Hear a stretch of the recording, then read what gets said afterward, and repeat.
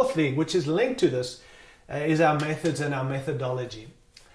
This is probably one of the most sacred things, unfortunately. It's almost like we've made methodology or methods, our ways, to be the most important thing. And while I want to tell you ways matter, friends, I understand that wholeheartedly. I do want to liberate us a little and say, we can't say these are the ways of God, these are the methods of God, because the Bible is very clear that our ways are not your ways. God says our ways are not, my ways are not your ways, and my thoughts are not your thoughts. I'm not saying that's a big chasm between him and us. What I am saying, though, is perhaps we need to understand that in finding ways in God, rather than saying these are God's ways, let's talk about finding ways in God to function in the what he's called us to do. And so methodology has to change. It's almost like people have put the two together, the what we've been called to and the how have to be linked. And I want to say that God changes the hows in many things to fulfill the what, in seasons, in times.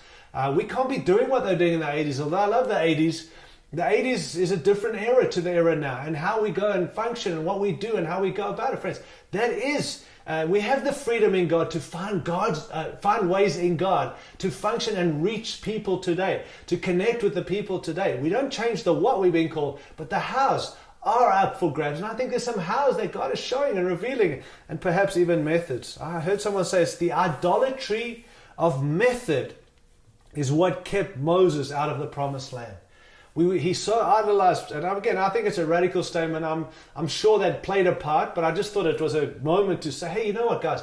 He so emphasized how to do it that he actually missed the promised land. I think that can happen so easily in the church today because we're comfortable what we've been involved in, or perhaps this is the way we've always done it, and they're new ways, they're fresh ways. I'm not saying do away with those things. Just don't let methodology determine the mandate. Let the mandate and the mission determine how we go about it and what we're doing. Again, coming back to how our meetings and our gatherings, let's not just bounce back to this is how it is. Let's find ways in God and so on.